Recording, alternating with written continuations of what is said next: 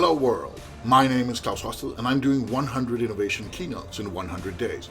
Today's number 92 and today I want to give you a glimpse, just a glimpse because it's going to be short, about one of the tools in the innovation toolkit, or one of the disciplines if we want to call it that, choice architecture.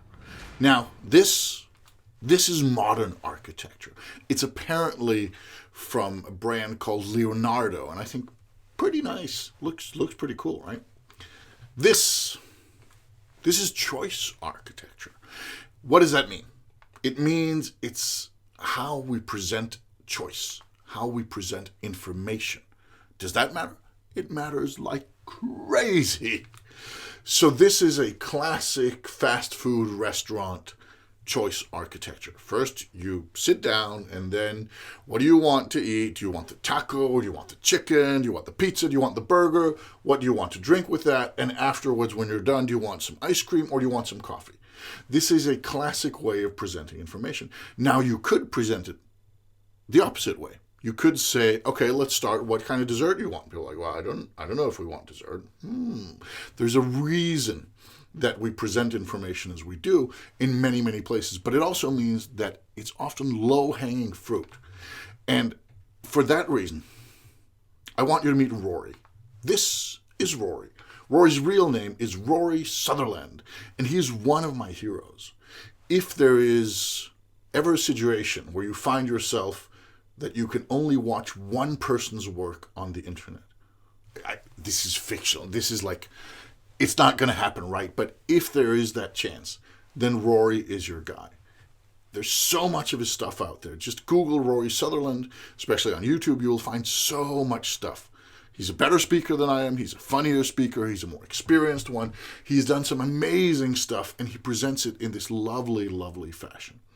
So if you want to learn something more about the world, and you don't know who Rory Sutherland is, just stop watching right now. Google Rory Sutherland, bookmark a couple of things, and then maybe come back to this video. That's Rory.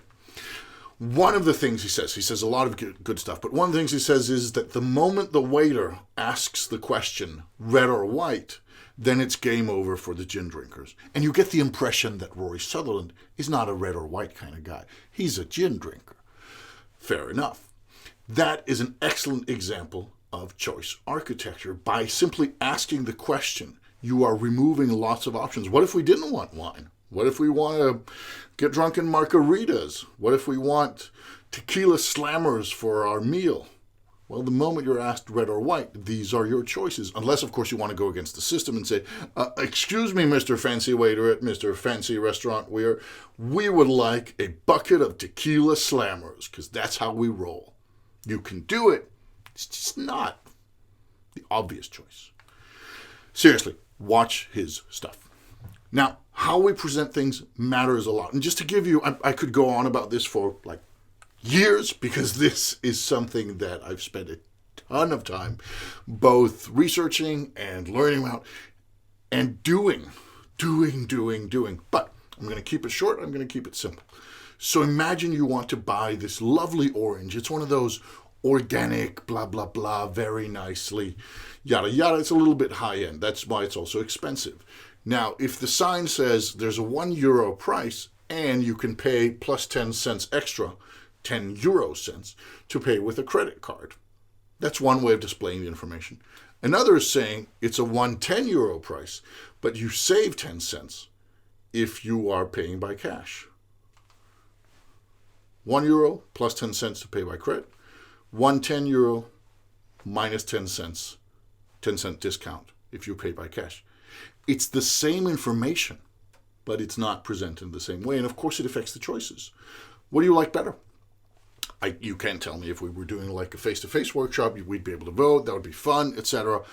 What do you like better? Think about it for a moment, because there's so many of these things all the bloody time.